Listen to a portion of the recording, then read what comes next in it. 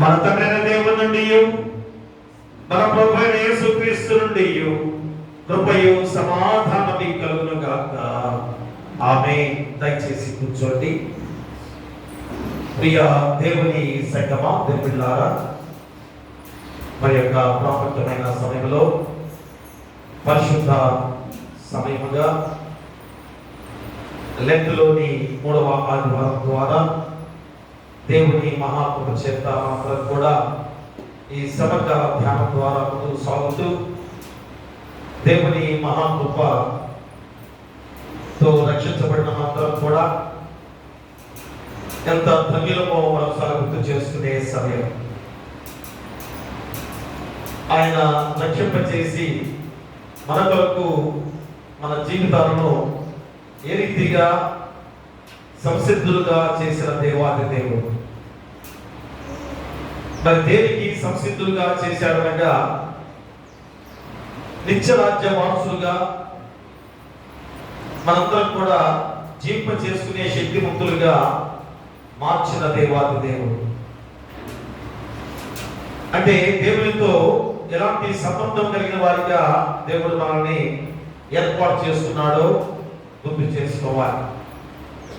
కాబట్టి ఈరోజు యెషయా ప్రవక్త ద్వారా సమూయేలు రాసిన 2వ గ్రంథం ద్వారా 22వ అధ్యాయంలో 1 నుంచి 7 వచనాలు కూడా మరి శత్రువుల చేతుల నుంచి దావీదు ఏ రీతిగా రక్షించబడ్డాడో, మరి ఆ దేవాది దేవుడే నన్ను రక్షించిన వాడిగా ఉన్నాడు. ప్రతి విషయంలో కూడా ఎన్ని శ్రమలు వచ్చినా కానీ, ఎలాంటి మరణపు వేదనలు నాకు వచ్చినా కానీ రక్షించే దేవుడు నాకు తోడుగా ఉన్నాడు అని దావీదు భక్తుల ద్వారా ఈరోజు మనం గుర్తు చేసే గొప్ప వాక్యం. అలాగనే మరి పత్రిక పాఠ్య భాగం ద్వారా మనం చూస్తే మరి యోహాను భక్తుల ద్వారా రాసిన ప్రకటన గ్రంథము, అది భవిష్యత్తులో మనం జీవించే రీతిని మనం గుర్తు చేసే గ్రంథము యోహాను రాసిన ప్రకటన గ్రంథం.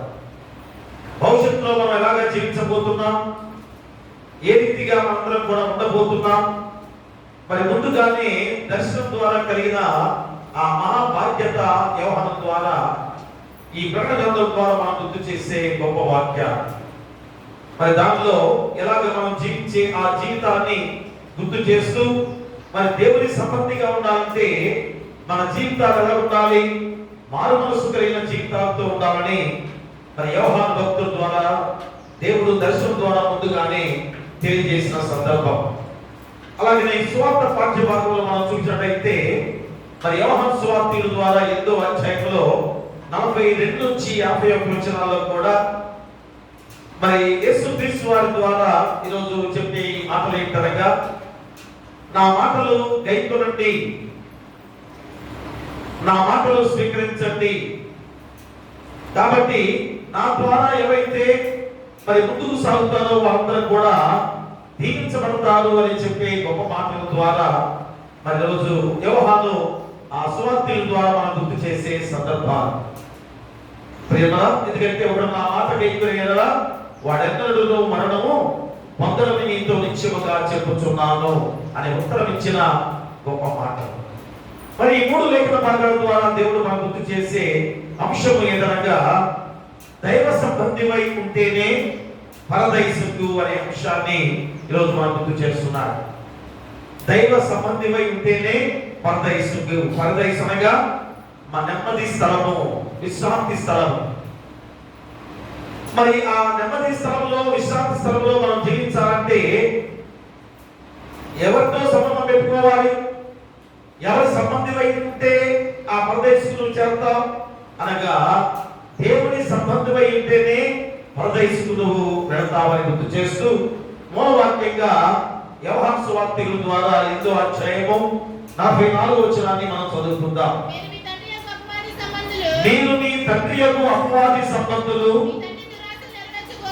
మీ తండ్రి దురాశలు నెరవేర్చగోరుచున్నారు. ఆది నుండి వాడు నరహంతకుడై ఉండి సత్యమందు నిలిచిన వాడు కాడు. వాని యందు సత్యమే లేదు. వాడు అబద్ధమాడినప్పుడు తన స్వభావం అనుసరించి మాట్లాడు. వాడు అబద్ధికుడును అబద్ధములకు జనకుడై ఉన్నాడు. ప్రియా విమల, అపవాది సంబంధులు మీ తండ్రి దురాశ నెరవేర్చబోతున్నారు.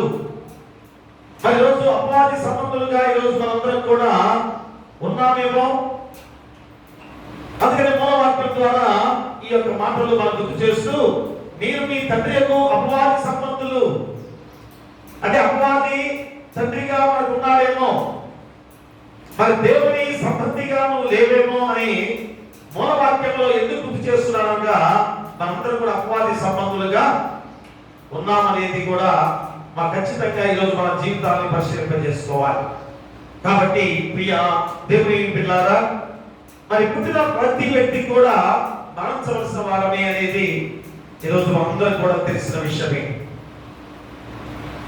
మనందరం కూడా శాశ్వతంగా జీవిస్తాం, శాశ్వతంగా నేను బ్రతికుంటానని ఎవరైనా చెప్పుకోగలమా?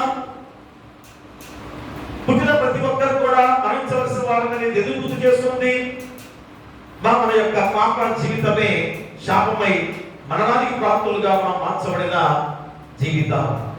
కాబట్టి ఇక్కడ మరి ప్రతి ఒక్కరు కూడా ఒక విషయంలో ఏకీపించవలసిన విధానం ఏంటనగా, పుట్టిన ప్రతి ఒక్కరు కూడా మరణించవలసిన వారమే.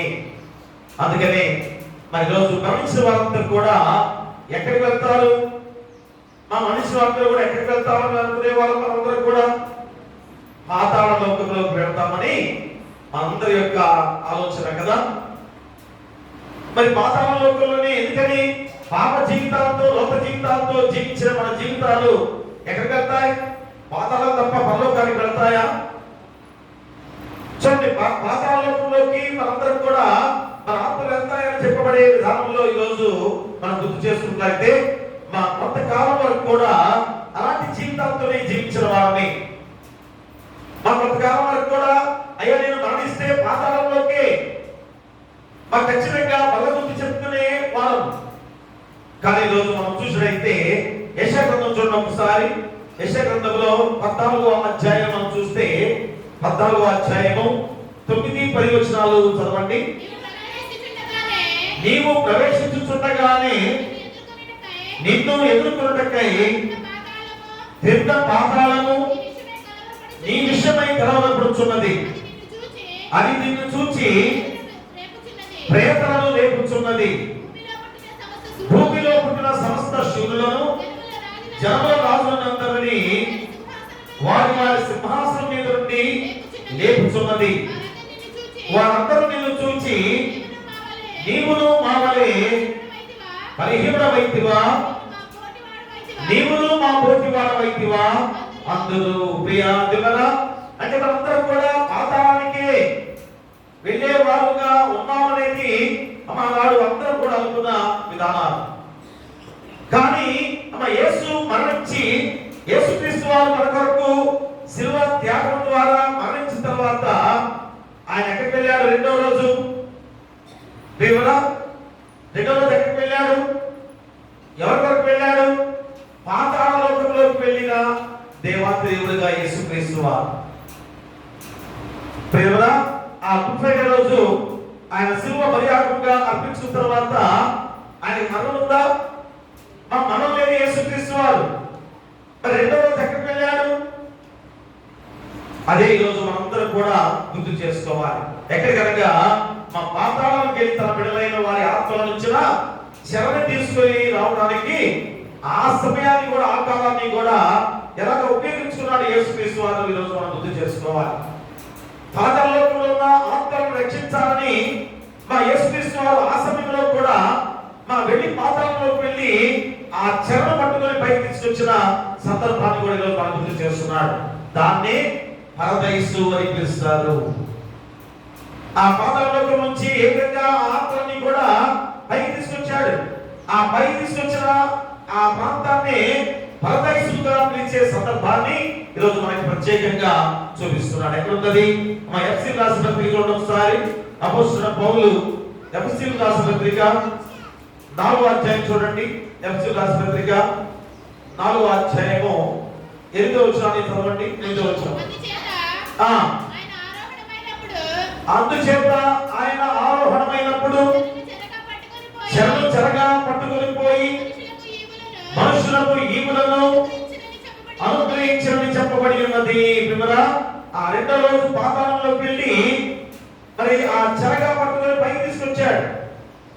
ఆ పైకి తీసుకొచ్చిన ప్రాంతాన్ని పరదేశుగా నెమ్మది స్థలంగా పిలువబడుతున్న ఆ గొప్ప సందర్భాన్ని తర్వాత ఎదురు ఇక్కడ అందుచేత ఆయన ఆరోహణమైనప్పుడు చెరగా పట్టుకొని పోయి మనుషులకు ఈవులను అనుగ్రహించని చెప్పబడినది. ఆ ప్రభుత్వంగా లేచినప్పుడు ఏమైంది? ఆ చివరికి ఆ చెరను కూడా పైకి తీసుకెళ్లిన సందర్భాన్ని రోజు మనకి గుర్తు చేస్తున్నాడు. అంటే ఇప్పటి నుండి ప్రభుత్వం మరణించిన వారందరూ కూడా ఎక్కడికి వెళ్తారు? పరదేశుకు వెళ్తారని ఖచ్చితంగా చెప్పడం మాటలు. మనందరం కూడా పరదేశుకు నెమ్మది స్థలానికి, మా విశ్రాంతి ఉండే ఆ స్థలానికి మనం తీసుకెళ్లే దేవుడుగా ఉన్నారని ఈరోజు మనం గుర్తు చేస్తున్నాడు. అంటే మరి ఈరోజు దేవుడితో సంబంధం ఉంటేనే ఆ పరదేశుకు తీసుకెళ్లే గొప్ప విధానాన్ని కూడా మనం గుర్తు చేసుకోవాలి. కాబట్టి మా శిలువపై పశ్చాత్తాపడిన దొంగ చివరి క్షణంలో రెప్పపాటులో ఆ కుడివైపు ఉన్న దొంగ ఇలాగా రక్షించబడిన ఆ సందర్భాన్ని కూడా ఈరోజు మనం గుర్తు చేస్తే ఆ యొక్క ఆ రెప్పపాటులో మార్చబడిన దొంగ కూడా పరదేశంలో ఉన్నట్టు కూడా ఈరోజు మనం గుర్తు చేస్తున్నాడు. అంటే వాగ్దాన స్థలంలోకి నడిపించబడిన సందర్భాన్ని కూడా మనం గుర్తు చేస్తున్నాడు. చూడండి ఎక్కడ ఉన్నది? లూకాసు సువార్త 23వ అధ్యాయం చూడండి ఒకసారి. లూకాసు సువార్త 23వ అధ్యాయం మనం గుర్తు చేస్తున్నట్లయితే ఆ 43వ వచనం చదవండి. అందుకు ఆయన వారితో, నేడు నీవు నాతో కూడా పరదేశంలో ఉందువని నిశ్చయముగా నీతో చెప్పుచున్నాను. రెప్పపాటులో మా మార్పు చెందిన కుడివైపున్న దొంగ పరదేశంలోకి వచ్చాడు డైరెక్ట్ గా. ఇక పాతాళంలోకి వెళ్ళలేదు. చూడండి, చాలా ప్రాముఖ్యంగా ఈ లేఖన వచ్చినప్పుడు ఆ పరదేశం అంటే ఏంటో గుర్తు చేసుకోవాలి. ఏ విధంగా పాతాళంలోకి ఉంటే మన ఆత్మలన్నీ కూడా ఆయన ఏ విధంగా పైకి తీసుకొచ్చిన సందర్భాన్ని మనం గుర్తు చేసుకోవాలి. అంటే అంతవరకు కూడా యేసుక్రీస్తు వారు శిలువపై మరణించడం వరకు కూడా మనందరం కూడా ఎక్కడికి వెళ్ళేవారు? పాతాళ లోకంలోకి వెళ్ళేవారని. ఆ రెండో రోజు ఆయన చేసిన గొప్ప కార్యం ఏంటనగా మన పాతాళ లోకంలో ఉన్న మనందరం కూడా ఆత్మలన్నీ కూడా చెరగా పట్టుకొని పైకి తీసుకొచ్చాడు. దాన్నే పరదేశు అని పిలువబడుతున్న గొప్ప సందర్భం. కాబట్టి నీవు పరదేశుకు అక్కడ నుండి పరలోకానికి చేరాలంటే ఇక్కడ దావీదు ఆరంభించిన గీత వాక్యాలన్నీ కూడా మరి ఈ యొక్క పాత్రమైన పాఠ్య భాగంలో సమూయేలు గ్రంథంలో మనం ఎంతో ప్రాముఖ్యంగా గుర్తు చేసుకునే వాక్యం. అలాగే పత్రిక పాఠ్య భాగంలో యోహాను రాసిన ప్రకటన గ్రంథంలో ఆ భవిష్యత్తులో జరగబోయే వాక్యాన్ని కూడా మనం గుర్తు చేస్తున్నాడు. అలాగే సువార్త పాఠ్య భాగంలో ఎవరైతే ఆయన సంబంధిగా ఉంటారో ఆ సంబంధులే పరదేశంలో చేరతారు. అది కదా శిలువపై ఆ కుడివైపున దొంగ రెప్పపాటులో మరణం పొందుకున్నాడు, పరదేశికి చేర్చబడినంత. ప్రియా దేవుని బిడ్డలారా, నెమ్మది స్థలము, విశ్రాంతి పొందుకునే స్థలము, ముందుగా మనం చేరే స్థలం అదే. తర్వాత పరలోక రాజ్యంగా దేవుడు ఏర్పాటు చేసిన ఆ పరలోక రాజ్యంలో మనం చేరతాం. పరదేశం వేరు, పరలోక రాజ్యం వేరు. మనం చాలా జాగ్రత్తగా ఆలోచించేయండి. అక్కడ నిత్యవాసులుగా జీవించే పరలోక రాజ్యం. కానీ పరదేశంలో అందరూ కూడా ముందుగా వెళ్ళేవారు. నువ్వు తప్పులే పాపాలు చేసినా, పాపం చేయకపోయినా, నీతివంతులుగా ఉన్న అందరూ కూడా ఆ పరదేశం చేరే వారంగా గుర్తు చేస్తున్నా. ఆ పరదేశం ఈరోజు మనం గుర్తు చేస్తున్నారు. మరి ముందుగా పరదేశం చేయాలంటే ఎలా ఉండాలి? మనం ఆ పరదేశం చేయాలంటే ఎలా ఉండాలి? ఆ కుడివైపున దొంగ ఏమయ్యాడు? రెప్పపాటులో దేవుని సంబంధి అయి ఉన్నాడు. ఆ రెప్పపాటులో తన మనస్సును మార్చుకున్నాడు, తన పాపాన్ని ప్రాయశ్చిత్తం చేస్తున్నాడు. కనుకనే అయ్యా నీవు నేడు నాతో పరదేశంలో ఉందువని నిత్యముగా నీతో చెప్పుచున్నానని మరి ఆ దొంగతో చెప్పిన సందర్భాలు, నీవు నాతో కూడా పరదేశంలో ఉందువని నిత్యముగా నీతో చెప్పుచున్నాను. నిత్యముగా అంటే ఒక అధికారం, ఒక ఆజ్ఞ. ప్రియా దేవుడా, కాబట్టి ఈరోజు మనం పరదేశంకు అక్కడి పరలోకానికి చేరాలంటే ఈ 3 లేఖన భాగాలు దేవుడు ఈరోజు మనం గుర్తు చేస్తున్నాడు 3 అంశాల ద్వారా. కాబట్టి మొట్టమొదటిగా శ్రమలలో దేవుని సంబంధమై ఉంట. చూడండి, మొట్టమొదటి అంశం ఏంటి? శ్రమలలో దేవుని సంబంధం అయి ఉంటుందా? నీకు ఎలాంటి శ్రమలు, ఎన్ని శోధనలు నీకు వచ్చినా గానీ నువ్వు ఎలా ఉండాలి? మా దేవుని సంబంధమై ఉంటే ఎన్ని శ్రమలు నీకు వచ్చినా గానీ కాపాడే దేవుడు నీకు తోడుగా ఉన్నాడు. అదే ఈరోజు సమయం రాసిన 2వ గ్రంథంలో 22వ అధ్యాయాన్ని ఈరోజు మనం చూసినట్లయితే 22వ అధ్యాయం 7వ వచనాన్ని చదవండి. నా శ్రమలో నేను యెహోవాకు మొరపెట్టితిని, నా దేవుని ప్రార్థన చేసితిని, ఆయన తన ఆలయములో ఆలకించి నా ప్రార్థన అంగీకరించెను, నా మొర ఆయన చెవులలో చొచ్చెను. ప్రియులారా, ఆయన తన ఆలయంలో ఆలకించి నా ప్రార్థన అంగీకరించాడు కనుక బలాత్కారుల చేతిలో నుండి నన్ను విడిపించిన వాడు, నడిపించిన వాడు, నా కేడము, నా దుర్గము, నా రక్షకుడు అని ఎంత గొప్ప మాటలు తెలుసు దావీదు పలికిన గొప్ప మాటలు. చూడండి 20వ వచనంలో ఒకసారి 20వ వచనంలో చెప్తున్నాడు ఏమని? నేను ఆయనకి ఇష్టమైన కనుక ఆయనను తప్పించను. నేను ఆయనకి ఇష్టమైన కనుక అంటే ఏంటి? ఇక్కడ శ్రమలో దేవుని సంబంధమై ఉంటా. మరి నీకు శ్రమ వచ్చినప్పుడు దేవుని సంబంధిగా ఉంటే ఆయన ఏ రీతిగా నిన్ను కాపాడుతాడు? అందుకని అన్నాడు దావీదు ఏమని? నేను ఆయనకి ఇష్టమైన కనుక ఆయన నన్ను తప్పించను. ప్రియా దేవుని బిడ్డలారా, మరి ఈరోజు నీ శ్రమలో కూడా నువ్వు ఎలా ఉండాలి? మనం ఎలా ఉండాలి? దేవుని సంబంధివై ఉండాలి. అందుకనే నేను ఆయన ఇష్టమైన కనుక ఆయనను తప్పించను. దేవుని సంబంధిగా గుర్తించబడిన వాడు దావీదుగా ఈరోజు మనకి తెలియజేస్తున్న వాక్య భాగం. అందుకని అపోస్తుల కార్యాలలో చూడండి ఒకసారి. అపోస్తుల కార్యాల గ్రంథంలో 11వ అధ్యాయం చూడండి. 11వ అధ్యాయం 22వ వచనాన్ని చదవండి. తర్వాత అతన్ని తొలగించి దావీదును వారికి రాజుగా ఏర్పరచెను. మరియు ఆయన నేను యెషయా కుమారుడైన దావీదును కనుగొంటిని, అతడు నా ఇష్టానుసారుడైన మనుషుడు, అతడు నా ఉద్దేశములన్నీ నెరవేర్చునని చెప్పి అతని గురించి సాక్ష్యం ఇచ్చాను. చూసారా, మా దావీదును దేవుడు ఇలాగే ఏర్పాటు చేసుకున్నాడు. మరి దేవుడు ఏ విధంగా నా ఇష్టానుసారుడైన దావీదు అన్నాడంటే ఎంత గొప్ప విధానం. ప్రియా దేవుడా, దేవుడే చెప్తున్నాడు దావీదు నా ఇష్టానుసారుడు. మిగతా అందరూ కూడా తీసుకొస్తే ఎవరు కూడా మా దేహదార్ఢ్యం కలిగిన వారే, శక్తిమంతులే. సౌలు రాజు ఎలాంటి దేహదార్ఢ్యం కలిగిన వాడో ఆ మిగతా వారందరూ ఎలాంటి వారే, కానీ వీరెవరు నాకు సంబంధించిన వారు కాదు. ఇంకా ఇంకొకరు ఉన్నాడు. ఎవరు ఎక్కడ ఉన్నాడయ్యా అంటే ఇదిగో పొలంలో గొర్రెలు మేపుతూ ఉన్నాడు. ఆ దావీదే రాజుగా ఏర్పాటు చేయబోతున్న గొప్ప సందర్భం. అంటే దేవుని ఇష్టానుసారుడిగా ఉన్నవాడి కనుకనే మన దావీదుని ఎలాగ ఏర్పాటు చేసుకున్నాడు దేవుడు.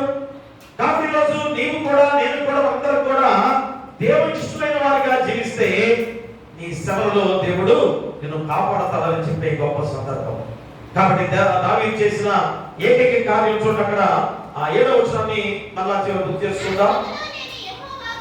నా శ్రమలో నేను యెహోవాకు మొరపెట్టితిని, నా దేవుని ప్రార్థన చేసితిని, ఆయన తన ఆలయంలో ఆలకించి నా ప్రార్థన అంగీకరించెను, నా మొర ఆయన చెవులలో చొచ్చెను. అంటే దేవునికి నా ప్రార్థన చేసితిని, నా ప్రార్థన ఆలకించి అంగీకరించిన దేవాది దేవుడు ఈరోజు దావీదు చెప్పుకుంటున్నాడు.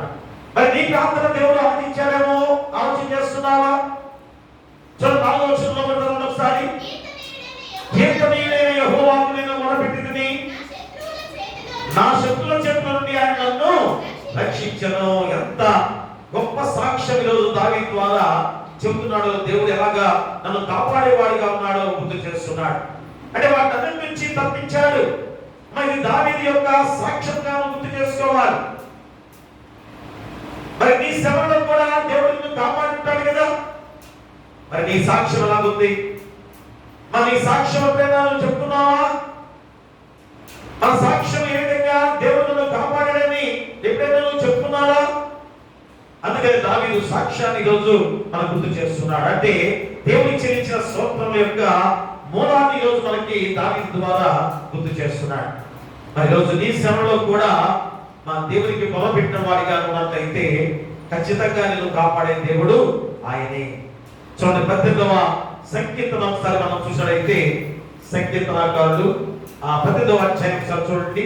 18వ అధ్యాయంలో 3 నుంచి 5 వచనాలు చదువుతుంది.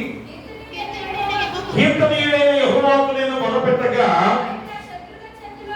ఆయన శత్రువుల చేతిలో నన్ను రక్షించును.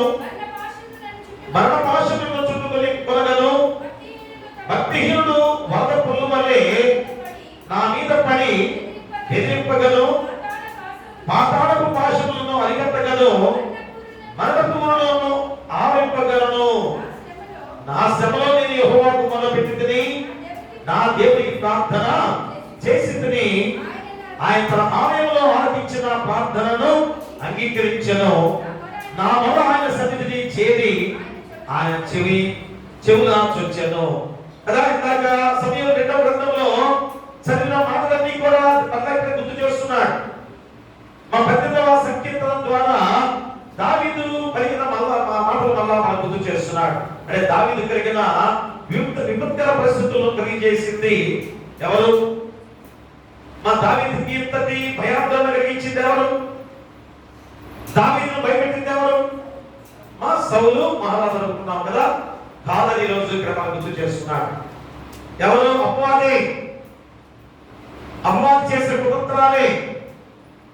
అపవాది నడిపించిన విధానంలో సౌలు నడిచాడు కనుక సౌలులో దురాత్మ చేరింది. మా సౌలు దురాత్మ చేరి ఏం చేసింది? దావీదును ఏ విధంగా అతకపరచడానికి మరి సౌలు ద్వారా నడిపించిన అపవాది. అందుకని సౌలు శత్రువులుగా మన విరోధిగా కనబడుతున్న సందర్భాన్ని మనకి తెలియజేస్తున్నాడు. చూడండి 22వ అధ్యాయంలో 1వ వచనం చదవండి. యెహోవా తన్ను సౌలు చేతిలో నుండి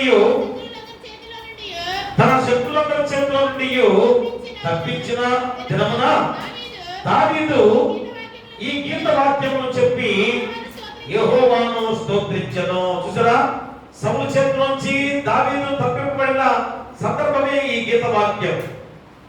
అంటే సౌలు ఏమి దొరికింది? అపవాది దొరికింది. అంటే ఇప్పుడు సౌలు ఎవరి సంబంధి? ఎవరి సంబంధమా? సౌలు ఎవరి సంబంధి? అపవాది సంబంధి. మరి దేవుడు సౌలు దేవుడే ఏర్పాటు చేసుకుంది.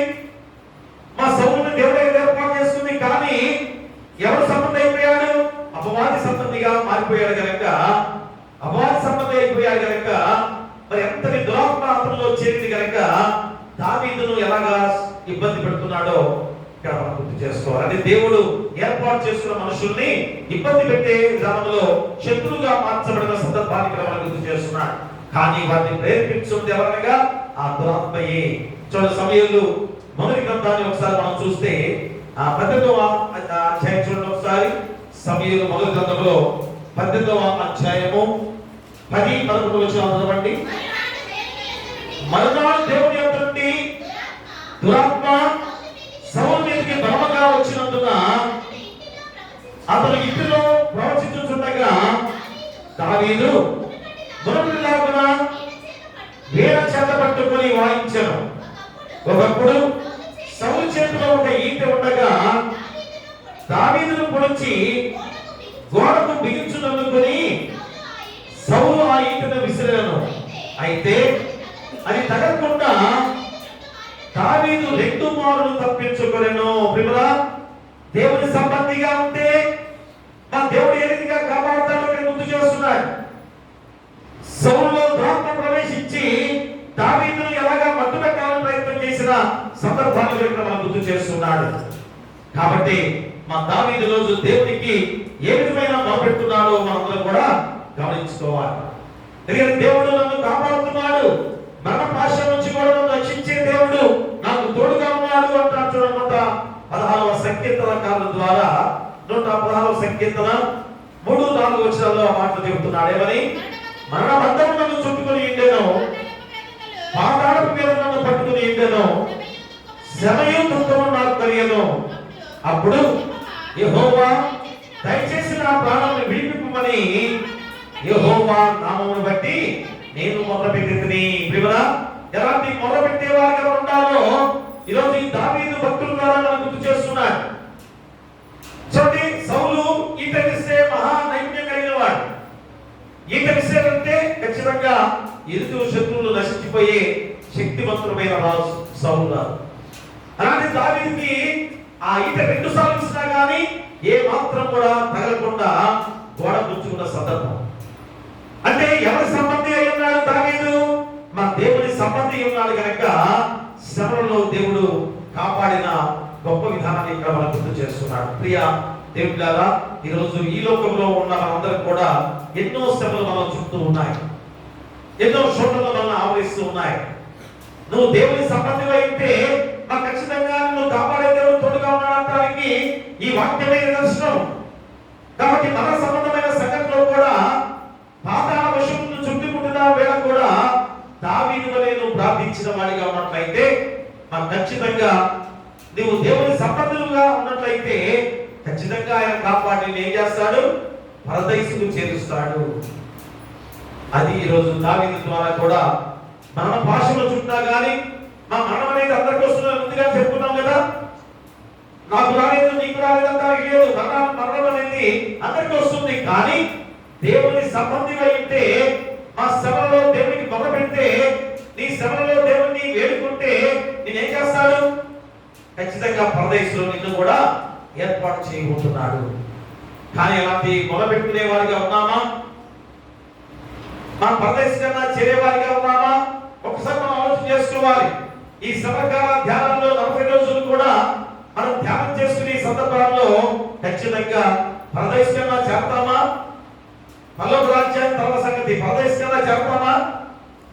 మా ఆలోచన ఈరోజు మనం గుర్తు చేసుకోవాలి. అందుకని పరదేశం అనగా నెమ్మది స్థలము ఎక్కడున్నది? లూకాసు సువార్త ఒకసారి చూడండి. లూకాసు సువార్త 16వ అధ్యాయంలో 22 నుంచి మనం చదువుకుంటే 16వ అధ్యాయము ఆ దరిద్రుడు చనిపోయి దేవదూతల చేత అబ్రహాము వలన ఆనుకొనుటకు తొలగిపోబడెను. ధనవంతుడు కూడా చనిపోయి పాతిపెట్టబడెను. అప్పుడు అతడు పాతాళంలో బాధపడవచ్చు కన్నులెత్తి దూరం నుండి అబ్రహాము అతడు లోపల ఆనుకుని ఉన్న లాజరును చూచి, తండ్రివైన అబ్రహామా, నా యందు కనికరపడి తన ప్రేమికులతో నీళ్ళలో ముంచి నా నాలుకను చల్లార్చుటకు లాజరును పంపుము.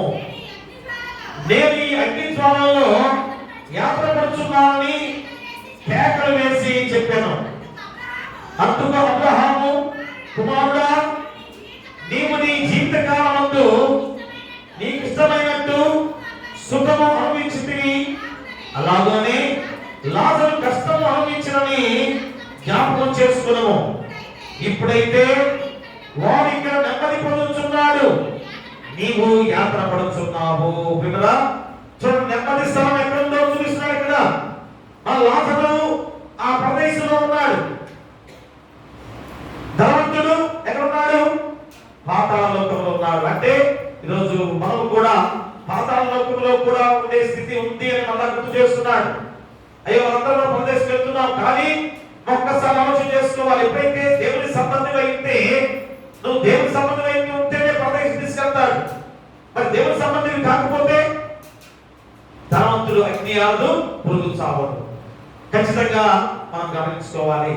మనం ఎప్పుడైనా దేవుని సంబంధమై ఉండాలి ఖచ్చితంగా. ఎందుకంటే దేవుని సంబంధం ఉన్నావో లేదు నీకులే పరీక్షించుకోండి. ఎవరికి వారు పరిశ్రమ చేసుకోవాలి. ఇంతగా దేవుని నామంలో బలమైన వారిగా మనం ముందుకు సాగుతున్న విధానాలలో మన జీవితాలు ఎలా ఉన్నాయో పరిశ్రమ చేసుకోవాల్సిన కాలం ఇది. ఇక రెండోదిగా మనం చూస్తే మారు మనసుతో దేవుని సంబంధమై ఉండుట. మొదటిది శ్రమలో దేవుని సంబంధమై ఉండుట. రెండోది ఏంటి? ఇప్పుడు మారు మనసుతో దేవుని సంబంధమై ఉండుట. చూడండి, ప్రకటన గ్రంథంలో, ప్రకటన గ్రంథము 2వ అధ్యాయము 5వ వచనాన్ని చదవండి. నీవు ఏ స్థితిలో నుండి పడితేవో అది జ్ఞాపకం చేసుకొని మారు మనసు పొంది ఆ మొదటి క్రియలను చేయము. అట్లు చేసి నీవు మారు మనసు పొందితేనే సరి, లేని ఎడల నేను నీ యొద్దకు వచ్చి నీ దీపస్తంభమును దాని చోట నుండి తీసివేతును. దీపస్తంభం అంటే ఏంటి? అమ్మ, నీ ప్రాణం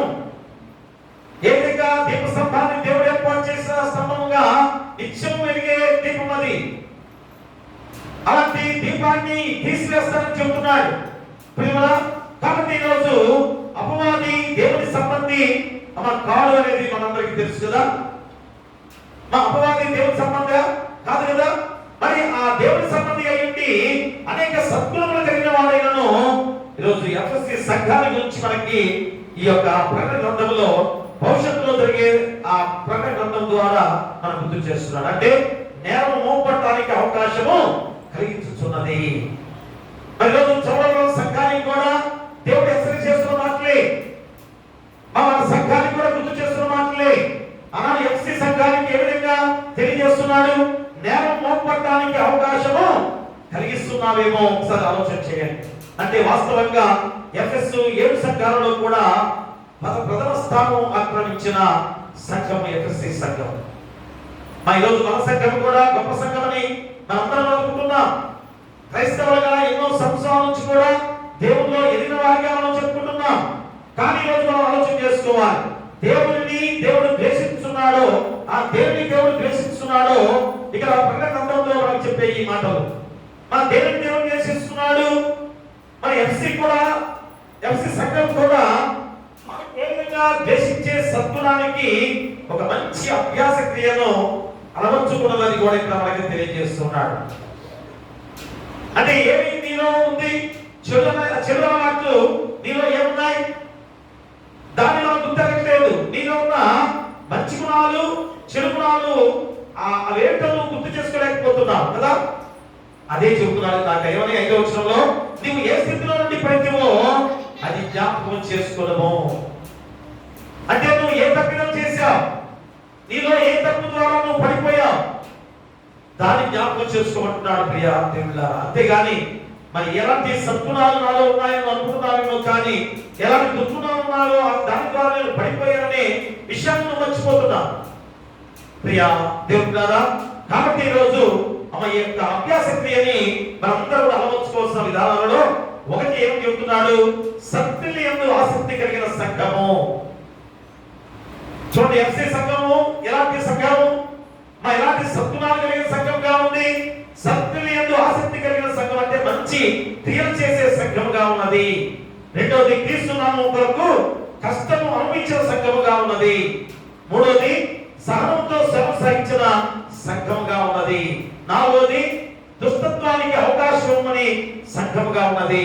ఐదోది, దొంగ అపోస్తులను గుర్తించి విసర్జించిన సంఘముగా ఉన్నది. చూడండి, 5 గొప్ప లక్షణాలు ఎఫ్సీ సంఘంలో ఉన్నాయి. మరి ఎందుకని ఈరోజు ఏ విధంగా ఈ ఎఫ్సీ సంఘాల గురించి ఎందుకు ఈరోజు గుర్తు చేస్తున్నాడు? ఎందుకు ఈ మాటలు మనం గుర్తు చేస్తున్నాడు? చూడండి, 1వ వచనంలో చదవండి. ఎఫెసులో ఉన్న సంఘం దూతకి ఇలాగ వ్రాయము, 7 నక్షత్రములు తన కుడి చేత పట్టుకొని 7 దీపస్తంభముల మధ్య సంచరించు వారు చెప్పు సంగతులు ఏమనగా, నీ క్రియలను, నీ కష్టమును, నీ సహనమును నేను ఎరుగుదును. నువ్వు దుష్టులను సహింపలేవనియు అపోస్తులను కాకయే తాము అపోస్తులను చెప్పుకున్న వారిని పరీక్షించి వారు అబద్ధికులను నీవు కనుగొట్టివనియు, నీవు సహనము కలిగి నా నామము నిమిత్తము భారం భరించి అలయలేదనియు నేను ఎరుగుదును. అయినను మొదట నీకున్న ప్రేమను నీవు వదిలితివని నేను నీ మీద తప్పు ఒకటి మోపవలసి ఉన్నది. చూసారా, అన్ని మంచి క్రియలే, మంచి గుణలక్షణాలున్న సంఘమే, కానీ మొదటి క్రియ నీలో లేకుండా పోయింది. మొట్టమొదటి ప్రేమ నీలో చల్లారిపోయింది. సో ఈరోజు మన సంఘానికి కూడా గుర్తు చేస్తున్నాడేమో, ఒకప్పుడు ప్రేమగా ఉండేవాళ్ళమేమో కదా, అలాంటి ప్రేమ ఈరోజు చల్లారిపోయిందా? ఒకరి మీద ఒకరు అసూయలు, ద్వేషాలు కొన్ని చిన్న విషయాల్లోనే మనకి కళ్ళకి కట్టడి కనపడుతుంటాయి కదా. కొన్ని విషయాల్లోనే, చిన్న విషయాల్లోనే ఓర్చుకోలేం, చిన్న విషయాల్లోనే ఓర్చుకోలేం కదా. నేను చెప్పలేదు, ఎందుకంటే నాకు చెప్పినా లేదా అంతా ఆ చిన్న విషయాల్లోనే ఓర్చుకోలేం. మనకి ఎక్కడ అమ్మా నీలో ఉన్న ప్రేమ ఏమైపోయింది? అదేదో ఎఫ్ఎస్సి సంఘానికి దేవుడు చెప్తున్నాను అనుకుంటున్నావేమో. కాదు, ఈరోజు నీకు కూడా నీలో ఉన్న ప్రేమ చల్లారిపోయిన విషయాన్ని కూడా నువ్వు మర్చిపోతున్నావేమో ప్రేమలా. అందుకని అన్ని యోగ్యతలు కలిగిన తన బలహీనత సంఘముగా ఈరోజు ఎఫ్ఎస్సి సంఘాన్ని గుర్తు చేస్తున్నాడంటే మన సంఘాన్ని విషయంలో కూడా చెబుతున్నాడనేది ఆలోచన చేసుకోవాలి ప్రేమలా. అంటే క్రీస్తు యొక్క తనకున్న మొదటి ప్రేమ బయలుపరిచిన, క్రీస్తు ద్వారా రక్షించబడిన మొదటి ప్రేమ మనలో లేకుండా పోయిందేమో.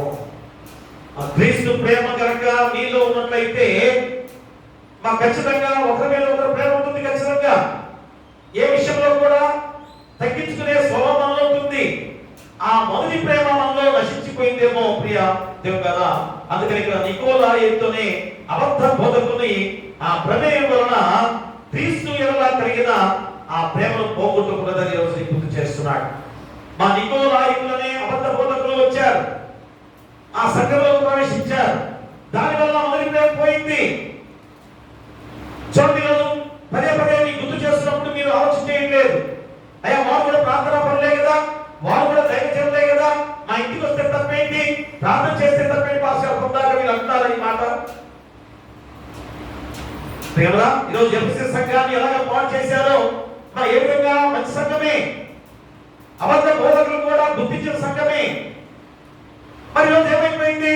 ఆ నికోలాయితులు ప్రవేశించిన ఆ వారు వారి యొక్క ప్రేమను చల్లార్చి వారిలో ఉన్న ప్రేమను నిర్వీర్యం చేసిన సందర్భాలు. ఈ రాకడ సమయం అతి సమీపంగా ఉన్నంతానికి నిదర్శనాలు అవే. నీ విశ్వాసాన్ని చెడగొట్టే విధానం, మా ఒక సంఘంగా ఐక్యతగా ఒకే చోట కూర్చొని దేవుని ప్రార్థించే విధానాలు మనలో ఈరోజు లేకుండా పోయాయంటే అర్థమేంటి? మన సంఘ పిల్లలే అంటే దైవజనులుగా నేనే చెయ్యొస్తాను చాలా మందికి. అమ్మ ఎవరైనా అక్కర్లైనా యవనస్తులైనా అంటే మరి చిన్నపిల్లలకి అక్కర్లే, యవనస్తులుగా అంటే కొద్దిగా నేను చెయ్యొస్తాను. చిన్నపిల్లలకైతే అక్కర్లే, కానీ యవనస్తులుగా ఉన్న పిల్లలందరూ కూడా నేనే చెయ్యొస్తాను. కానీ ఆ పిల్లలు చూసుకుంటూ నడుచుకుంటూ పోతుంటారు. మన సంఘస్థులే, మన సంఘ బిడ్డలే. అంటే మన పాస్టర్ గారు అంటే వారికి ఇష్టం లేని విధానాలు. మరి ఎలాంటి విధానంలో ఈరోజు అమ్మ మా బిడ్డలు ఏ విధంగా చెడగొట్టే విశ్వాసాన్ని ఈరోజు మనం గ్రహించట్లేదా? తల్లిదండ్రులుగా మీరు ఆలోచన చేయట్లేదా ఆ బిడ్డల విషయాల్లో? మరి ప్రార్థన విషయంలోనే వారి యొక్క విశ్వాసాన్ని ఎలాగా బలహీనపరుస్తుందో మీరు ఆలోచన చేయట్లేదా? అందుకని ఇక్కడ మా మొదటి ప్రేమను పోగొట్టుకున్న సంఘముగా ఎఫ్ఎస్సి సంఘాన్ని గుర్తు చేస్తున్నప్పుడు మా సంఘము కూడా అలాంటి ప్రేమను కోల్పోతుంది. ప్రేమ ప్రియ దేవుని ప్రార్థనలోనే ఒకరేమో అటు, ఒకరేమో ఇటు, ఒకరేమో అటు, అమ్మ ఎటు వైపు చూసినా కానీ ఈ యొక్క లోక సంఘాన్ని లాగివేసారు అందరూ కూడా కదా. మొదటి సంఘం ఎవరిది? మందే సంఘం. మొట్టమొదటి సంఘం ఎవరిది? అంతే కదా. మరి ఎంతమంది ఇలా ఉంటున్నారో గమనిస్తున్నారా? ఇటు అటు ఎటు పెట్టినా కానీ లాగడానికి ప్రయత్నం చేస్తున్నారు. ఎంతమంది వస్తున్నారో మన దగ్గరికి. ఒకరు వచ్చేమో పాస్ గారు జాగ్రత్త, యెహోవా సాక్షులతో మన దగ్గరికి వస్తున్నారు. ఎవరు? ఆయన వచ్చాడు, చాలా మంది అక్కడ వచ్చాడు. ఆయన మళ్ళీ నాకే చెప్పాడు, యెహోవా సాక్షులు వచ్చారు లోనకి, జాగ్రత్త పాస్ గారు, జాగ్రత్త ఉన్నాను అంటున్నాడు. ప్రియ దేవుళ్ళారా, మరి ఆ మీరే వస్తే వాతావరణానికి ఆస్కారం ఎందుకు లేదు? కాబట్టి ఒకసారి ఆలోచన చేయండి. అంటే అపవాది ఏం చేసింది? మనలో దురాశను చూపించింది. మా ఏదో ఆశ చూపిస్తున్నారు, ఏదో ఆశ చూపిస్తారు. ఈ మధ్య భోజనాలు కూడా పెట్టి ఆశ చూపిస్తున్నారు కొన్ని సంఘాలు. మా ఇంకా ఏదో ఆశ అందుకుందంటే దెయ్యాలను ఉండటమో లేకపోతే జబ్బులు తీసివేయటమో అవి ఉండేవి. ఇప్పుడు ఈ మధ్య కొత్తగా వెరైటీగా వేరే విధంగా కూడా ఆకర్షించే వారి గారికి కూడా ఉన్నారు కదా. ఒక గ్రూప్ గా ఏర్పాటు చేసి అందరికి కూడా చేస్తామండి లేదా డబ్బులు ఇస్తామండి అని కూడా. ఎందుకంటే నేనే చూసాను ప్రత్యక్షంగా కనిపూడి సంఘంలో ఉన్నప్పుడు ఆ సంఘాన్ని ఆక్రమించుకోవడానికి చేసిన ప్రయత్నం. మా ప్రత్యక్ష సాక్షి ఎందుకంటే నేను ఖచ్చితంగా చెప్తా, బయటనే చెప్తా. పర్లా జరిగింది, అది జరిగిన ఖచ్చితమైన జరిగింది. మన దేవాలయం అంటే పక్కనే దేవాలయం కట్టబడింది. ఎవరో కాదు, లోదన పాస్టర్ గారే దాంట్లోంచి విడిపడిపోయి ఆమెతో ఆమె ఏ విధంగా దేవాలయాన్ని కట్టి ఎంత అల్లాడిచ్చారో 2 సంవత్సరాలు కూడా. ఇలా వాక్యాన్ని మనం మొదలుపెడితే ఆ ప్రారంభిస్తారు మైకు గొట్టాలు మన ఇంటిలోంచి మాలు మోగుతుంటాయి. మేము ఏం చేసాము? తలుపుని కూడా పూసేసుకొని లోన ఆరాధన జరుపుకునేవాడు. తర్వాత దేవుడు ఏం చేశాడు? ఆ సంవత్సరం నెలలోనే హఠాపంచరైపోయింది. ఎక్కడికి పోయారో తెలియదు. వాళ్ళు కట్టేట మనకు బాగా డబ్బులు ఉన్నాయి, మంచి ఆస్తిపత్రాలు. పాస్టర్ గారు కూడా కొనేసి మా ఏకంగా ఆ దేవాలయం పెట్టేసి అతని జరగొట్టింది. ఆ సంఘము ఎవరు కూడా వెళ్ళేవారు కాదు. నేను అందుకనే సాయంత్రం పూట పెట్టేవాడు 3 గంటలకి. నేను కాసేపు బయట కూర్చునేవాడు. ఏం చేస్తారు సంఘస్థులు? మన బిడ్డలందరూ కూడా వేరే ఆ పొలం నుంచి దారి పరిగెత్తుకుంటూ పోతారు. అమ్మా ఎందుకమ్మా అంత అవస్థ ఏంటి? ఆ పరిగెత్తులు ఎందుకు పడిపోతారమ్మా? దేవుడు ఇంత అవస్థలు ఎందుకు వచ్చాయి మీకు? దేనికంటే ఆమె ఏదో సహాయం చేస్తుంది, మాకు చీరలు ఇస్తుందండి, డబ్బులు ఇస్తుందని చెప్పుకున్నారు. ప్రియా దేవుడా, అంటే ఈరోజు మనలో ఉన్న ప్రేమను చల్లార్చడానికి ప్రార్థన రూపంలోనే అపవాది ఎలాగ చొరబెడుతుందో ఆలోచన చేసుకోండి. అందుకని ఇక్కడ దురాశపరుడు వచ్చాడు, నరహంతకులుగా ఉన్నాడు అపవాది, సత్యమును నిలబడి వాడిగా అపవాది ఉన్నాడు, అబద్ధికులుగా ఉన్నాడు, నేరం మోపువాడుగా ఉన్నాడు, పీడించువాడుగా ఉన్నాడు, అభ్యంతరము కలిగించువాడుగా ఉన్నాడు. చూడండి, అపవాదులు ఉన్న లక్షణాలన్నీ కూడా ఇక్కడ మనం గుర్తు చేస్తున్నాడు. కనుక వాడి నైజం ఏంటి? పడగొట్టడం అనేది వాడికి నైజం, చెడగొట్టడం అనేది వాడి నైజం. మరి నువ్వు ఎందుకు దేవుని సంబంధిగా ఉండకుండా అపవాది సంబంధిగా ఉండడానికి ప్రయత్నం చేస్తున్నావు? నేను చెడగొట్టేది, పడగొట్టేది అపవాదే. నేను దురాశ చూపించేది అపవాదే. అబద్ధమాలే స్వభావాన్ని నేర్పించేది అపవాదే. ఇవన్నీ కూడా అపవాది నైజంగా ఉండగా అపవాది సంబంధిగా ఎందుకున్నావు? కాబట్టి ఈరోజు పేతురు రాసిన 2వ పత్రిక ఒకసారి చూడండి. పేతురు రాసిన 2వ పత్రిక 2వ అధ్యాయము 15వ వచనాన్ని చదవండి. కిందని మార్గమును విడిచి దేవుని కుమారుడైన బిలాము పోయిన మార్గం బట్టి త్రోవ తప్పిపోయేది. ప్రియా దేవుని బిడ్డలారా, కిందని మార్గమును విడిచి దేవుని కుమారుడైన బిలాము పోయిన మార్గం బట్టి త్రోవ తప్పిపోయేది. అంటే బిలాము దేనికి ఆశించాడు? మా దురాశ, ధనానికి ఆశించాడు, డబ్బుకు ఆశించాడు. దేవుడు ఎంత గొప్ప శక్తిని ఇచ్చాడు, వాగ్దానం ఇచ్చాడు. నీ నోటితో పలికితే ఖచ్చితంగా నీ శత్రువులందరూ కూడా నశింప చేసుకునే శక్తిని బిలాముకు దేవుడు అనుగ్రహించాడు కదా. మరి దేవుడి ప్రవక్తే కదా. దేవుడి ప్రవక్త అయింది కూడా డబ్బుకు ఆశించాడు, ధనానికి ఆశించి ఏం చేశాడు? శత్రువు వైపు వాదించడానికి వెళ్తున్నాడు. శత్రువు దగ్గరికి వెళ్ళి ఆ ఎక్స్ట్రా జనాంగాన్ని నీ నోటితో శపించు. దాని కొరకు దేవుడు అడుగుతున్నాడు, ప్రభువా నేను వెళ్ళమంటావా? 3 సార్లు అడుగుతున్నాడు. అక్కడ అర్థమైంది, నీలో వెళ్ళాలని కోరిక ఉంది. ఏమైన తర్వాత గాడిదే బుద్ధి చెప్పింది కదా. నోలేని పశువే బుద్ధి చెప్పింది. ఏ మాత్రం కూడా ఆ గాడిద ముందుకు వెళ్ళలేదు. మా గాడిద ముందుకు వెళ్ళలేదు, అయిపోయింది అక్కడే. ఆ సందులో ఇరుక్కుపోయింది పాపిక, వెళ్ళకుండా. ఎందుకంటే ఇటువైపు దేవదూత ఖడ్గం పట్టుకుని ఉంది. ఇక్కడ ఇంత మనిషిగా బిలాము ప్రవక్తగా దేవుడు ఏర్పాటు చేసుకుంటే మా బిలాము దేవుని మార్గాన్ని కనలేకపోయాడు. ఒక పశువుగా ఉన్న గాడిదే ఆ వెలుగు దూతలో చూసింది, ఆగిపోయింది. ప్రియా అంటే పోగొట్టుకున్న మొదటి ప్రేమ ఎక్కడ? చూడండి, రాజులు 2వ గ్రంథాన్ని మనం చూసినట్లయితే ఆ మొదటి ప్రేమ ఎలాగా పోగొట్టుకున్న విధానాన్ని అక్కడ చూపిస్తున్నాడు. రాజులు 2వ గ్రంథంలో 6వ అధ్యాయంలో 6వ వచనాన్ని మనం చూపిస్తున్నాడు. చూడండి, అక్కడ ఆ దైవజనుడు అది ఎక్కడ పడిందని అడిగాను.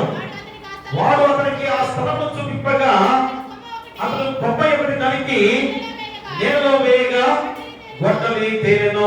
ప్రియరా, ఏంటి యొక్క ఉపమానం? ఏంటి? ఎలీషా 100 మందితో నూతన పర్ణశాల కట్టాలని, చెట్లు నాటడానికి కొందరితో తాను అడవికి వెళ్ళాడు.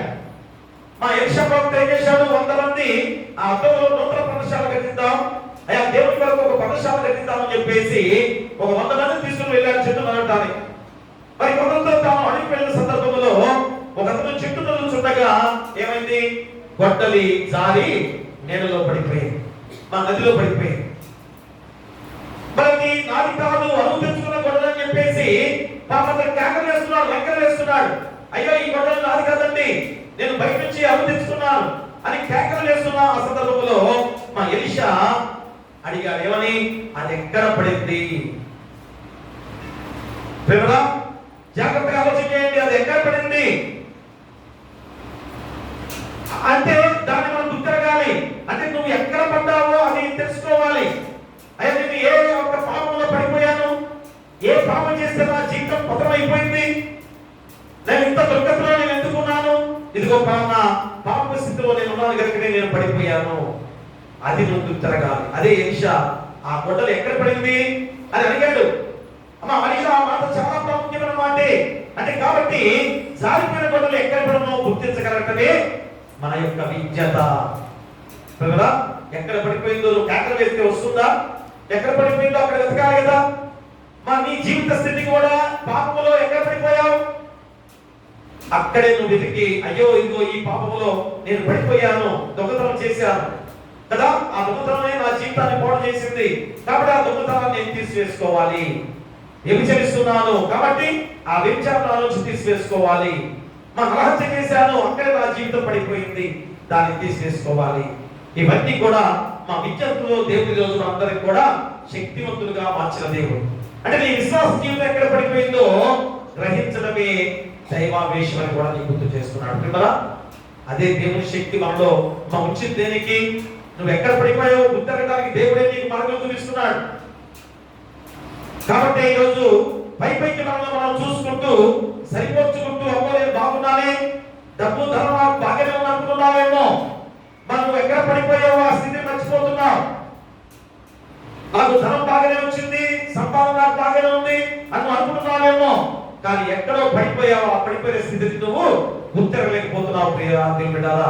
అందుకని ఇక్కడ ఆ దైవజనుడైన ఎలీషా ఎంత గొప్ప విధానంలో ఆ అడిగిన సందర్భాన్ని ఆ దైవజనుడు అది ఎక్కడ పడని అడిగాను, వాడు అతనికి ఆ స్థలంను చూపింపగా అతను కొమ్మ ఇక్కడి దానికి నేలలో వేయగా గొడ్డలి తీరెను. ఎవరు ఆ కొమ్మ? కొమ్మ ఎవరు? యేసుక్రీస్తు వారే. ఆ యేసుక్రీస్తు వారి కొమ్మగా నరకబడి దాంట్లో వేయబడగా చివరికి ఆ గొడ్డలి పైకి తీరింది. అంటే పాపములో ఎంత భయంకరంగా మనం మునిగి తేలుతున్నాం కదా, ఆ గొడవలు కూడా అంతే మునిగి తేలుతుంది, ఆ నెలలో మునిగి తేలుతుంది కదా. అంతటి బరువైన గొడవని కూడా ఆ కొమ్మ వేసి వెంటనే పైకి తేలింది. అంటే మనం కూడా అలాంటి గొడ్డలుగా అంటే నిశ్చయమైన జీవితాలతో ఉన్నామేమో చూడండి ఒకసారి. అలాంటి భయంకరమైన ఆ విధానంలో ఉన్నావేమో, బరువైన పాపంతో జీవిస్తున్నావేమో. మరి నువ్వు పైకి తేవాలంటే ఏం చేయాలి? దేవుని సంబంధమై ఉంటే పైకి తేలుతావు ప్రేమలా. అందుకని నీ కొరకు శిలువ యాగంగా పెంచుకున్న దేవాది దేవుడు. అందుకని మన ఇక్కడ నిర్గమాకాండంలో కూడా చూడండి చాలా గొప్ప మాటలు చేస్తూ నేను పాపం చేశాను అంటాడు. అది వారి దృష్టిలో పాపం ఒప్పుకోవడం కదా. అది నేను పాపం చేశాను అంటారు కదా అందరు కూడా. నేను పాపం చేశానంటే సరిపోతుందా? ఆ పాపం నీలో ఏ పాపం నువ్వు తెలుసుకోగలవా? మా దేవుడు అన్నాడు నిర్గమాకాండం 9:27 తర్వాత చదువుకోవడం సమయం లేదు కనుక అక్కడ ఏమన్నాడు? నేను పాపం చేశాను అన్నాడు. నువ్వు పాపం చేశావు కనుక ఏ పాపం చేశావు? ఆ పాపం ఏ పాపం చేస్తే నువ్వు పడిపోయావు అది గుర్తమన్నాడు. అంతేగాని నేను పాపం చేశానని నువ్వు ఒప్పుకుంటే సరిపోదు. ఆ తర్వాత కూడా సంఖ్యాకాండము 22:34 బిలాము కూడా అదే పరిస్థితి కదా, నేను పాపం చేశాను అన్నాడు. కానీ ఎక్కడ పడిపోయానో తెలుసుకోలేకపోయాడు. అలాగే యెహోషువ 7:20 ఆకాను కూడా అలాంటి వాడే, నేను పాపం చేశాను అన్నాడే. కానీ ఎక్కడ పాపం చేశాను, ఏ విషయంలో నేను పాపం చేశాను గుర్తగలేకపోతున్నాడు. మరి కాల్చబడుతున్నా, రాజు మీద చంపబడుతున్నా, తన నేరం వలన తన కుటుంబంతో కూడా మరణశిక్ష అనుభవిస్తున్నా, తన బలహీనత ఏదో తాను గుర్తించకుండానే మరణించాడు. ఎంత భయంకరమైన మరణం చూసారా? ఆకాను దేవుడు పెట్టే ఆ దేవుని మనిషి దేవుడు ఏర్పాటు చేసుకున్న వాడే. కానీ అతను ఎక్కడ తప్పు చేశారో తెలియకుండా తెలుసుకోకుండా నేను పాపం చేశాను అంటున్నాడు అంతే. ఈరోజు మనం కూడా అదే అనుకుంటాం కదా, నేను పాపం చేశాను అంటావు. కానీ మరి ఏ పాపం చేసి నువ్వు పడిపోయావు అది గుర్తమంటాడు. అది గుర్తెరిగి ఏం చేయాలి? ఆ పాపాన్ని తొలగించి వేసుకుంటేనే పాప ప్రాయశ్చిత్తమని కూడా దేవుడు గుర్తు చేస్తున్నాడు. ఇంకా మన చాలా ఉన్నాయి. సౌలు కూడా సమయంలో 1:26 అది వాస్తవం అని చెప్పేసి అనే మాట కూడా అన్నాడు. అలాగే ఇంకా యోబు గ్రంథంలో 7:20 అలాగే 42:6 కూడా యోబు నేను పాపం చేశానని యోబు కూడా అంటాడు. మా యోబు కూడా అన్నాడు, కానీ మా యోబు ఏ పాపం చేయలేదు. యాక్చువల్గా యోబు ఏ పాపం చేయలేదు, కానీ నేను పాపం చేశానని నాకు కూడా అతను నోట్లోంచి వచ్చింది. ఏది పాపమో, ఏ స్వభావాన్ని పాపని దేవుడు శ్రమిస్తున్నాడో గ్రహించలేని స్థితి కూడా పాపమే. కాబట్టి ఈరోజు పాపం ఏంటో తెలుసుకొని ఆ పాపాన్ని ప్రాయశ్చిత్తం చేసుకునే వాడిగా ఉండాలి. కానీ నేను పాపం చేశానని సరిపోతుందా? నేను పాపం చేశానని ఒప్పుకుంటే సరిపోతుందా? ప్రియుడా, ఇక మత్తయి సువార్త 20వ అధ్యాయంలో 4వ వచనంలో కూడా చెబుతున్నాడు. ఏమని? యూదా డబ్బులు పడవేశాడు, ఇస్త్రీ వేశాడు కదా, మా నిరపరాధిని అప్పగించాలంటాడు. ఏడుస్తున్నాడు, దిగులు పడుతున్నాడు. కానీ నేను పాపం చేశానని ప్రభు పాద సన్నిధికి రాకపోవటానికి అతనిలో ఉన్న అహంకార జ్వాల చూసారా? అయ్యో నేను పాపం చేశాను, నిరపరాధి రక్తాన్ని నేను కళ చూస్తున్నాను, అయ్యో నాకు ఈ డబ్బు అవసరం లేదని ఇస్త్రీ పడేశాడు. కానీ దిగులు పడ్డాడే కానీ బాధపడ్డాడే కానీ మా పరిగెత్తుకుంటూ వెళ్ళి వేసుకున్నాను చెప్తా.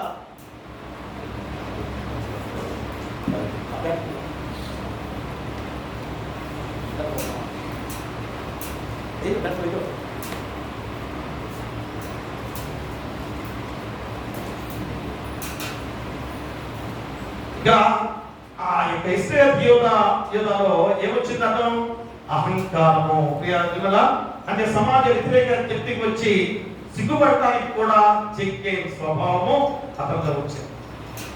అయ్యో నా పాపాన్ని నేను ఒప్పుకుంటే పోయేది కదా, అతను చేసిన పాపాన్ని యేసు కావాలని చెప్తే వచ్చి ఒప్పుకుంటే క్షమించేవాడే కదా ప్రియా దేవులారా.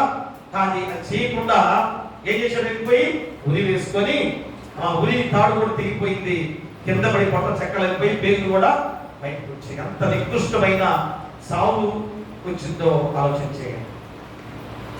అంటే ఈరోజు మనం ఎక్కడ పాపం చేశామో, అంటే నువ్వు ఎక్కడ పడిపోయావో అది గ్రహించు. అదే ఈరోజు ఇక్కడ ప్రకటన గ్రంథంలో వచ్చి మాటలన్నీ కూడా అది ఏమన్నాడు అక్కడ? ఆయనలో మొదట నీకున్న ప్రేమను నువ్వు వదిలితువని నేను నీ మీద తప్పు ఒకటి మోపవలసి ఉన్నది.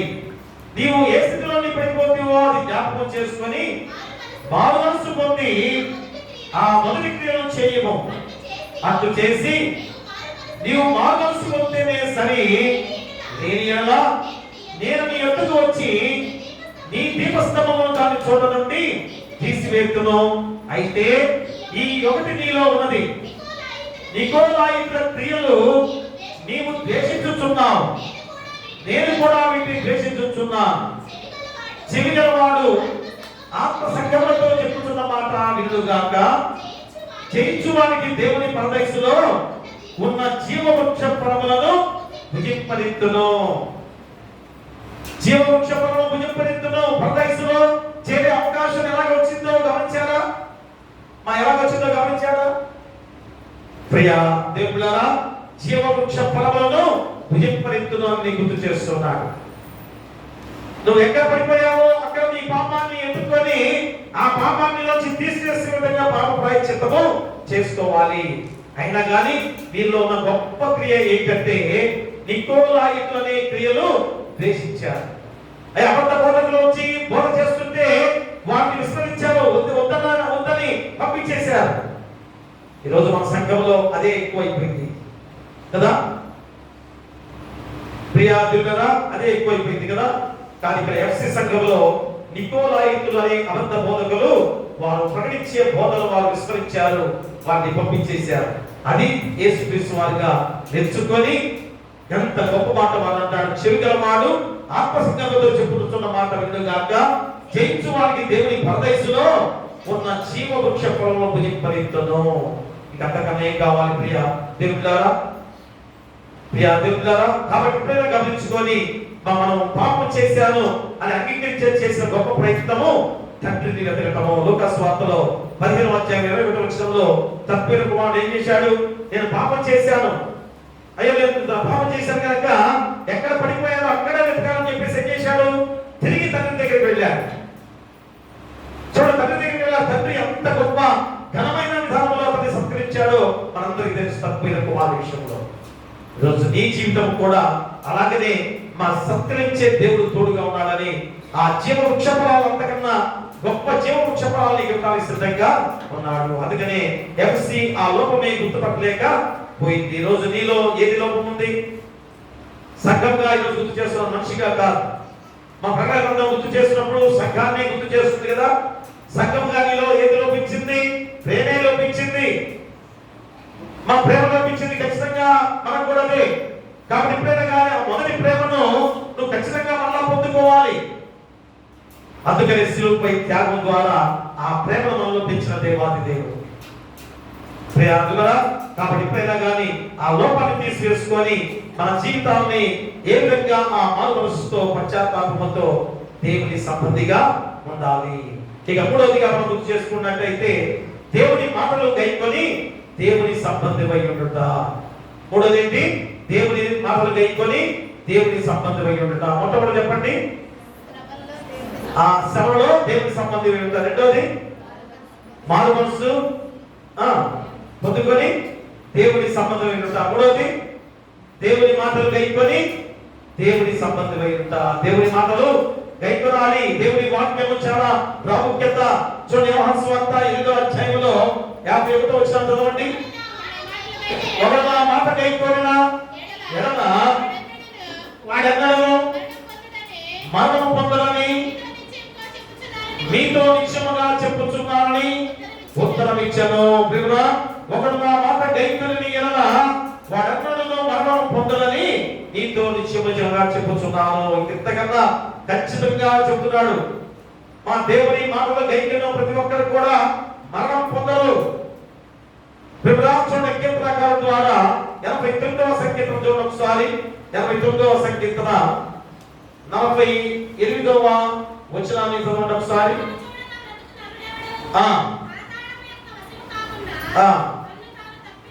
మరణము చూడక బ్రతుకునేవాడు ఎవడు? పాతాళం యొక్క వశం కాకుండా తను తాను తప్పించుకోగలవాడెవడు? ప్రియుడా, ఖచ్చితంగా అందరూ మరణించవలసిన వారమే. అందుకనే యేసుక్రీస్తు వారు చెప్పుచున్న ఈ మాటలు మరణము ఆత్మీయ మరణములకు సంబంధించినది కూడా ఈరోజు గుర్తు చేస్తున్నాడు. మా మొదటి మరణం అనేది అందరికి వస్తుంది, కానీ ఆత్మీయ మరణము మొదటి మరణం ఏంటి? మొదటి మరణం ఏంటమ్మా? దేవునికి ఏ విధంగా మా శరీరానికి ఆత్మను వేరు చేయటం. మొదటి మరణం ఏంటి? మనలోంచి ఆత్మ వేరుపడిపోవటం, శరీరము ఆత్మ వేరుపడిపోవటం. కానీ రెండో మరణం ఏంటి? ఆత్మ ఎక్కడికి వెళ్ళింది? దేవుడు ఏం చేసి ఆత్మ ఎక్కడికి వెళ్ళింది? దేవుని చెంతకి వెళ్ళింది. ఆ దేవుని చెంతకి వెళ్ళిన ఆత్మ దేవుని సంబంధిగా లేకపోతే ఏమవుతుంది? ఆత్మ దేవుడి నుంచి వేరుపడిపోతుంది. చూసారా? ఆ మరణం అనేది చాలా ప్రమాదకరము. అది ఇక దేవుని సంబంధిగా లేకపోవడం వల్ల అగ్ని ఆవులు పురుగు చావదగా భయంకరమైన యాత్ర పడే స్థితిని ఈ రోజు నేను గుర్తు చేస్తున్నాడు. అందుకని ఆత్మీయ మరణం పొందకుండా ఉండాలంటే ఏం చేయాలి? యేసుక్రీస్తు వారి యొక్క మాటలని గైకొనాలి. మా యేసునందు విశ్వాసం ఉంచాలి. నీతివంతులుగా, భక్తిపరులుగా, పరిశుద్ధాత్మను పొందిన వారిగా ఉండాలి. నాలుగవది దేవునితో నడవాలి. ఐదవది దేవుని పేరులో నమ్మకంగా ఉండాలి. ఏలియా వలె రోషం కలిగి జీవించాలి. ఇన్ని గొప్ప మాటలు ఈ 5 మాటల ద్వారా మనల్ని గుర్తు చేస్తున్నాడు. ఏం చెప్పండి? ఆత్మీయ మరణం పొందకుండా ఉండాలంటే మా మంచి మరణం అందరూ కూడా పొందుకుంటాం. ఆత్మీయ మరణం పొందకుండా అంటే ఏం చేయాలి? యేసు క్రీస్తు వారి మాటలని గైకొనాలి. తర్వాత రెండోది యేసు క్రీస్తునందు విశ్వాసం ఉంచాలి. మూడోది నీతిమంతులుగా, భక్తిపరులుగా, పరిశుద్ధాత్మను పొందుకునే వారిగా ఉండాలి. మరి నాలుగోది దేవునితో నడవాలి. అంటే అక్కడ ఆ రిఫరెన్స్ ఉన్నాయి కానీ టైం లేదు మనకు. తర్వాత ఐదోది దేవునితో, దేవుని పేరులో నమ్మకంగా ఉండాలి. మా ఏలియా వలె రోషం కలిగి ఉండాలి. సో దేవుని పని ఎప్పుడు కూడా నమ్మకంగా చేసేవారికి ఉండాలి. ఇందులో మరణించకుండా ఉన్నటువంటి హానోకు, ఏలియాల గురించి సంఘటనలు తప్ప మిగిలిన అన్ని సంఘటనలు కూడా మరణించి తిరిగి లేచిన వారు వల్ల మరణం పొందారు. వివరా లాజరు మరణించి తిరిగి లేచిన వాడే. తగిట అనే స్త్రీ మరణించి తిరిగి మరణించిన తిరిగి లేచింది. ఆ తర్వాత మరణించలేదా? మరణించింది కదా. మరి ఆ యాయేలు కుమార్తె తర్వాత మళ్ళా చనిపోయింది. అంటే యేసుక్రీస్తు వారు వీళ్ళందరూ కూడా మరణించిన వారు తిరిగి లేపారు. తర్వాత మళ్ళా మరణించిన వారే. అంటే మొదటి మరణం అనేది అందరికి వస్తుంది, కానీ రెండో మరణం పొందకుండా ఉండే స్థితి ఈ రోజు అందరూ కూడా తెలుసుకోవాలి. అందుకనే ఆత్మీయ మరణం తప్పించుకోవడానికి ఉన్న అవకాశాలు చాలా విడుచుకోవద్దని దేవుడు గుర్తు చేస్తున్నాడు. తద్వారా నిత్యము దేవుని చేత జీవించడం అని ఎంత ప్రాముఖ్యమైన మాటలు ఈరోజు దేవుడిని గుర్తు చేస్తున్నాడు. చూడండి 42వ వచనంలో 8వ అధ్యాయంలో నీకు గుర్తు చేస్తున్నాడు. 42వ వచనంలో యేసు వారితో కలను దేవుడు మీ తండ్రి అయిన యెహోవా మీరు నన్ను ప్రేమింతురు, నేను దేవుని యొద్ద నుండి బయలుదేరి వచ్చి ఉన్నాను, నా అంతటి నేనే వచ్చి ఉండలేదు, ఆయన నన్ను పంపెను, మీరేమో నా మాటలు గ్రహించుకున్నారు, మీరు నా బోధ విననేరకుంటున్నారనే కదా. మీరు మీ తండ్రి యొక్క అపవాది సంబంధులు, మీ తండ్రి దురాశ నెరవేర్చగలుగుతున్నారు. ఆయన నుండి వాడు అబద్ధుడై ఉండి సత్యమును ఇచ్చిన వాడు కాడు, వాని యందు సత్యమే లేదు. వాడు అబద్ధమాడినప్పుడు తన స్వభావం అనుసరించే మాట్లాడును. వాడు అబద్ధికుడును అబద్ధములకు జనకుడై ఉన్నాడు. నేను సత్యమే చెప్పుచున్నాను గనుక మీరు నన్ను నమ్మరు. నా యందు పాపముందని మీలో ఎవరు స్థాపించును? నేను సత్యము చెప్పుచున్న యెడల మీరు ఎందుకు నన్ను నమ్మరు? దేవుని సంబంధి అయిన వాడు దేవుని మాటలు వినును.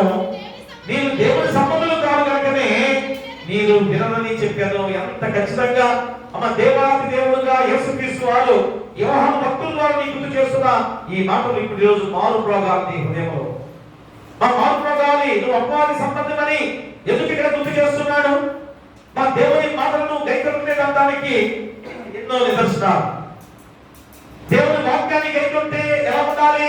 దేవుని మార్గంలోనే నడవాలి, సత్యమును నిలబడాలి, న్యాయమును నిలబడాలి, నీతివంతమైన జీవితాన్ని కొనసాగించుకోవాలి. అలా కొనసాగించుకోకపోతే అబద్ధమునకు జనకుడుగా అపవాది సంబంధిగా ఉన్నామని మళ్ళా నీకు గుర్తు చేస్తున్నాడు. అందుకనే నా 8వ వచనంలో అందుకు యూదులు నువ్వు సమరయులను దెయ్యపట్టిన వాడవను అని నేను చెప్పు మాట సరే కదా అని ఆయనతో చెప్పగా యేసు నేను దెయ్యపట్టిన వాడను కాను, నా తండ్రిని ఘనపరచు వాడను, మీరు నన్ను అవమానపరుచున్నారు. నేను నా మహిమను వెతుకలేదు, వెలుగుచూ తీర్పు తీర్చుచూ ఉండేవాడొకడు కలడు. వివరా జాగ్రత్త, తీర్పు తీర్చే సమయం రాబోతుంది. మీరు ఇప్పుడు నన్ను నా మాటలు దయకరకుండా నన్ను దయపట్టిన వాడు అంటారు, లేకపోతే వేరే వేరే మాటలు మీరు అంటున్నారు కనుక నేను దేవుని కనపరిచేవాడినే కానీ నేను అలాంటి వాడు కాదు. కాబట్టి తీర్పు తీర్చేవాడు ఉన్నాడు. జాగ్రత్త అని హెచ్చరిక చేస్తున్నాడు పిల్లరా. కాబట్టి ఎప్పుడైనా గ్రహించుకొని మా ఆదాము హవ్వల పరిశుద్ధులుగా దేవునితో సంబంధం ఉన్నంత వరకు కూడా సంచరించిన ఏదైనా వరమే భూలోకంలో పరదేశు అని కూడా నీ గుర్తు చేసిన సందర్భం. మా దేవునితో ఎప్పుడైతే తెగనెంపులు చేసుకున్నారో అంతవరకు కూడా దేవునితో సంబంధులుగా ఉన్నవారే అంటే ఏదైతే పరదేశుగా గుర్తు చేశాడు.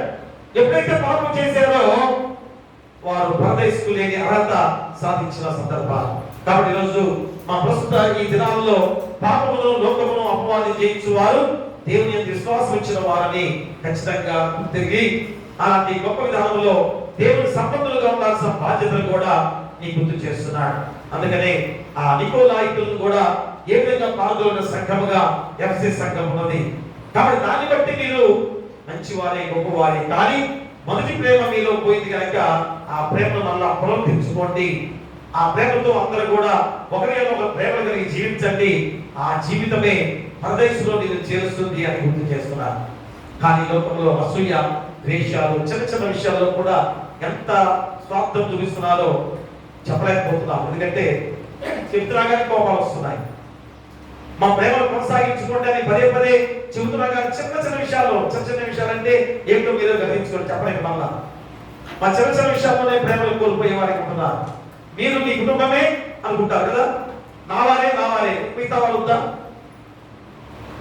చూడండి, దేవుని వాక్యం నేను చెప్పే మాట మీరు అనుకుంటూ మళ్ళా కోపడుతున్నారు.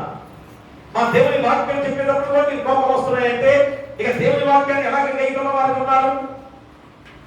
చూడండి ప్రియాదులారా, కాబట్టి ఎప్పుడైనా కానీ ఆలోచన చేసుకొని మరి ఈ 3 మాటలు దేవుడు ఎంత గొప్పగా గుర్తు చేస్తున్నాడు అనగా నువ్వు దేవుని సంబంధివై ఉంటేనే పరదేశుకు అని ఖచ్చితంగా చెప్పాడు. దేవుని సంబంధం అంటే ఎలా ఉండాలి? మా శ్రమలో దేవుని సంబంధివై ఉండుట, రెండోది మారు మనసుతో దేవుని సంబంధివై ఉండుట, మూడోది దేవుని మాట గైకొని దేవుని సంబంధివై ఉండుట. దేవుని మాట గైకొనడం అంటే అర్థం ఏంటి? మా ప్రేమను కొనసాగించుకుంటూ నీ కుటుంబమే, నీ రక్త సంబంధమైన కుటుంబమే అనుకుంటే దేవుని సంబంధివి కాదు. మా అందరూ నా కుటుంబమే, అందరూ నా బిడ్డలే, అందరూ కూడా నేను నాలాంటి వారే, నేను కూడా వారి కుటుంబంలో ఒకటినే. అలాంటి ప్రేమ నీలో చల్లారిపోయిందని ఖచ్చితంగా ఎఫ్సి సంఘంలో ఉన్న ఆ సంఘాన్ని ఎలాగ వేలెత్తి చూపించాడో మన సంఘంలో కూడా అదే ప్రవహించింది. అంతే కదా, మిగతావన్నీ కూడా బాగున్నాయి. అన్ని విషయాల్లో కూడా దేవుని విషయాల్లో ముందుకు సాగేట్లుగా ఉన్నా. కాబట్టి దేవుని సంబంధిగా ఉంటేనే పరదేశుకు చేరతామని ఖచ్చితంగా మీకు గుర్తు చేస్తున్నాడు. అంటే కృప మీకు ఉండాలని కోరుతూ మీకు మీ కుటుంబాలకు సదాకాలం దేవుడు తోడైనను గాక. ఆమేన్. సమస్త జ్ఞానం ఇచ్చిన దేవుని సమాధానము యేసుక్రీస్తు మీ హృదయములకు మీ తలపులకు కావలయుండును గాక. ఆమేన్. సహనామలి నీకు నాని సమో మరియు దైవ బాలులో విధికినయా మాయే యెహోవా దేవా విధికి నలిగిన యుక్తి దురప లక్ష్యము చేయము ఈ కటాక్షముతో సియోనుకు ఇప్పుడే గనరు తోడతో నేను సేయుము ప్రకటనమును యెరూషలేమునకు ప్రకారములను గట్టింపుము అంతటా నీతి యుక్తులు బలులు యాగములు సర్వజ్ఞమోమము ఎంతో ఇష్టము బలిపీఠము మీద ఎన్నో కోరిన జనులర్పింతురు. దయచేసి కూర్చోండి. కానుక ముప్పటి కానుక తెచ్చుకుంటే మరి ముందు స్తుతులు స్తోత్రాలు తండ్రి మహోన్నతుడా. మనకు గొప్ప సమయముగా ఈ పరిశుద్ధ విశ్రాంతి దినము నిత్యము మనం ఆరాధించుకునే గొప్ప సమయముగా ఈ పరిశుద్ధ విశ్రాంతి దినాన్ని మాకు అనుగ్రహించేసినందుకు మీకే వేలాది స్తుతులు స్తోత్రాలు. మరి ఈ గొప్ప సమయంలో తండ్రి నాయన మీ దివ్య వాక్కుల చేత మా హృదయాన్ని నింపబడుతూ వాక్యానుసారమైన జీవితాల్లో నాయన మా జీవితాలు ఎంతో ధనికరంగా మేలుకరమైన ధ్యానంలో ఎన్నో ఆశీర్వాదాలతో నింపబడుతూ నాయన ముందుకు సాగుతూ ఉన్నాం.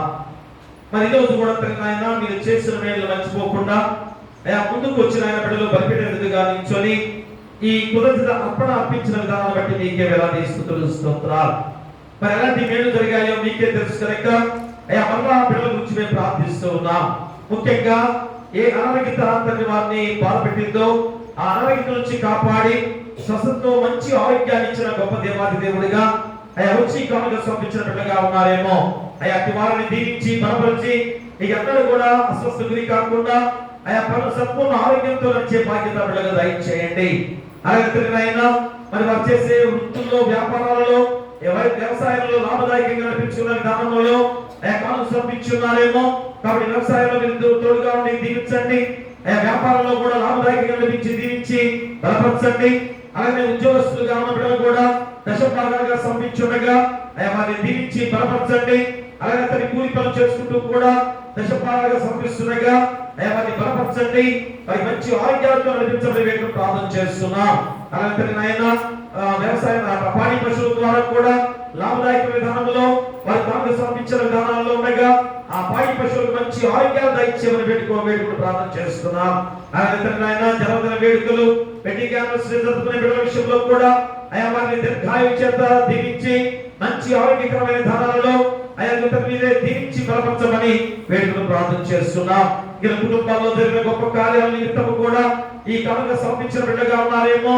అట్టి కార్యాలను అద్భుతమైన విధానాలలో వారి కుటుంబాల్లో జరిగించి దీవెనకరంగా అనిపించే బాధ్యత దయచేయమని ఇక నాయన అత్యధిక ఆశ్రమం నిండుగా వారికి కుమ్మరించే విధానంలో వారు సమర్పించిన ఈ కానుకను బట్టి వారిని వారి కుటుంబాలను ముప్పదంతులుగా అరవంతులుగా ఫలింపచేసి అయ్యా అత్యధిక ఆశీర్వాదాలుగా వారిపై కుమ్మరించమని నీ కుమారుడు మా ప్రభువైన యేసుక్రీస్తు ద్వారా వేడుకొంచున్నాము తండ్రి. ఆమేన్. తండ్రి, కుమార, పరిశుద్ధాత్మ త్రియేక దేవుని దీవెన ఇదిగో తన మీ పాసంలో నిల్చొని అర్పించిన అప్పులను బట్టి ఈ బిడ్డకును వారి గృహాలను నివసిస్తున్న ప్రతి బిడ్డకు కూడా సదాకాలము తోడైనను గాక. ఆమేన్.